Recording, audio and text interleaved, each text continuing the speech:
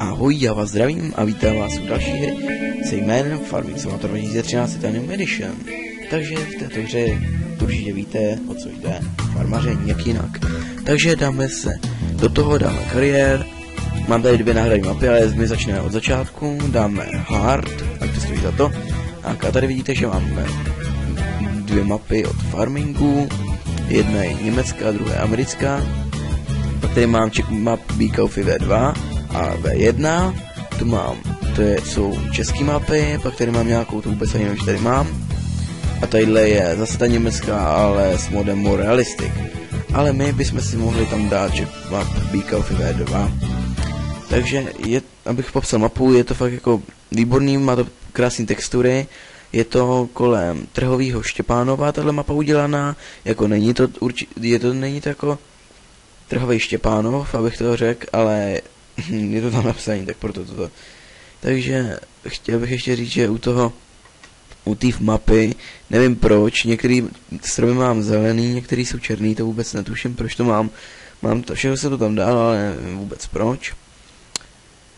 A uvidíte sami.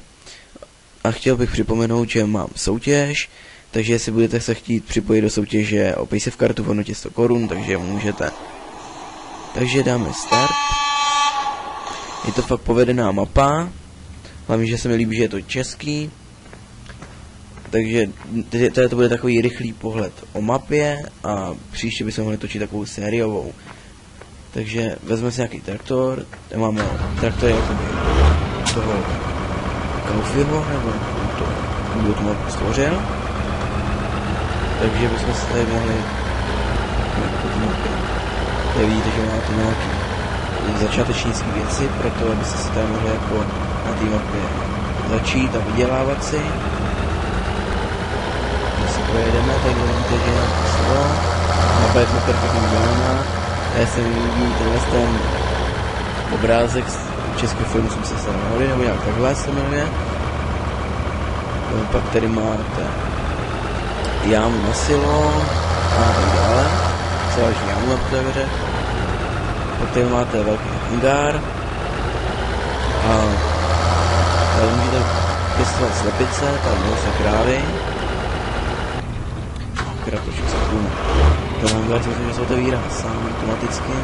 Hangár, už jsem říkal, hangár kde sedí. Tady vidíte, že máte seno. Tadyhle asi na balíky, teda jako já to takhle používám při mapě, co hraju. Tady se projíždí takhle zadem. Tady máme sila na pšenici a různé obilniny. Jsem taky vysypal věci. Tady budete mít brambory a řepu v téhle hangáru. A budeme se podívat dále. Tady jsou tak pěkný pole, to se mi hrozně líbí. Že vidíte zrovna tady jsou takový ty černé stromy. Ale zase dvakrát mi to jako nevadí, dá se s tím přežít. Tahle je pumpa. Váha, která opravdu váží. Jsem se taky divil. Mně se líbí na této mapě, že je prostě jako krásně provedená textura, jak vidíte takhle. A hlavně, že ty pole, že jsou takový, že ten terén je kopcovitý a že ty pole nejsou zarovnaný do čtverců, do obdélníků, jako na originální mapě od Farming 2013, ta se mi vůbec nelíbila. Udělám si vidíte, že nebe je úplně reální. Je fakt pěkně udělaný, tady máte kytky, jak jsou hezký. Ještě bych vám chtěl ukázat mapu, jak to vypadá, takhle si dáte, jo, tady už na netý. Tady máte vlastně to vaše, ten váš rozový park. Tady máte různý pole, jak jsou číslovaný. Tady máte vlastní les. A tadyhle je trať. Tadyhle první vesnice, druhá, tady máte kruhový objezd a třetí. Chtěl bych tu vesnici všechny projet, aby jsme se seznámili s mapou, abyste viděli, co budeme hrát, že chci natočit z této vlastní mapy sériovou natáčení. Takže provedeme se po mapě. Budu to brát jako rychle, zatím nic neděláme. A až od, řekl bych, druhýho dílu to začínáme teprve dělat takový ty farmářské práce jako setí a tak dále. Vidíte, že mi se hrozně líbí taky u toho tyhle ty zahrádky, ty domy zpracované, tam vidíte i psa. což si vůbec u těch originálních map neuvidíte od těch farmingů. Je to pěkně zpracovaný. Jedem dál víc. Tadyhle, to jsem se domníval, že jsem tady v první vesnici. Tady jsme v druhý vesnici.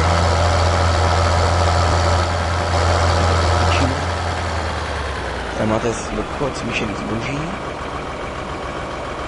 Někdo si věší prádlo. Pojedem. Zase pes tam vidíte. A tady se mi líbí taky na těch hrozně ty koci. Tamhle je nějaký rádio, dokonce který hraje. Jsem se taky dělal, že to je fakt jako suprový, že je rádio. Dobrý. Tak pouštíme druhou vesničku. Tady vidíte kruhový objezd. Tamhle tou cestou se jede jakoby na les, který si vytvoříte a můžete si tam kácet vlastní stromy, ale nebudu předbíhat, k tomu se postupně dostaneme. Jdeme dál do třetí vesnice, myslím, no. To bude ten punkt ještě pánovat na to paní Vysu. Předeme přes takový můstek a vidíte, že tady je řeka a to. Řeka, spíš takový potok, strouha. Jdeme dál. Tohle jsou takový rozsáhlý, pěkný, kopcovitý. Vidíte, že jako je velký sráz tady jsou. Nicméně tady jsou i jako ufocený zvířata, jako škoda teore, kdy se hýbali, tak by to bylo fakt bombastický, ale i tak. Je to nádherný, tady vidíte jelena, nebo co to je, tou srnku. Ale pomníček a zatím zrovna, když takhle zatočíte, tak máte náhnulý nějaký jámy. Zase vidíte další zvíře, třeba takhle, jak se děje v těch balíkách. To otočíme a jedeme do třetí vesnice. To nebe, to je fakt bombastický, myslím, že hrozně líbí. Takže jdeme do třetí vesnice. Tady vidíte, že vidíte značku převsí trhový štěpán. Určitě to tak nebude, protože trhový štěpán si myslím, že je dost větší, jak tohle, nevím teda. Vidíte ty chodce. Taky se mi líbí, že jako málo kdy se opakují ty chodci. Přefičíme, než nám projde někdo přes cestu. Tadyhle se jede jakoby na to, na pole a můžete sám vytvořit taky takový menší lesík. Projdeme dál. Vidíte, že už jsme na konci, ale tady je jako fakt pěkná osmitka, jako dost výtvarně zpracovaná hezky. A když jestli slyšíte, tak tady je další rádio. Takže popojedeme, tady už máte normální provoz, to se ve vesnicích nevidí.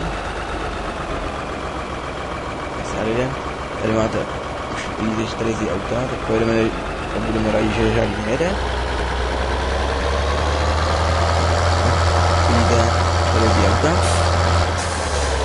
Tamhle máte, už je ten rabit, kde jsem zajet. Tohle je vrátit se sekuritákem a spisem, který fakt čeká. Máte váhu, která ukazuje, kolik váží traktor, je s přívěsem a tak dále. Zkoušel jsem na tím vážit panáčka a nic se nesměřilo, takže takže tady máte ty sila a výkup pšenice a různý podobně. Takže toto by to mohlo být vše a můžete se těšit potom na sériové natáčení. Takže já děkuji, že jste toto video zhlédli, jestli vám líbilo, tak mi dejte like, odběr a děkuji. Takže zatím se mějte a čus.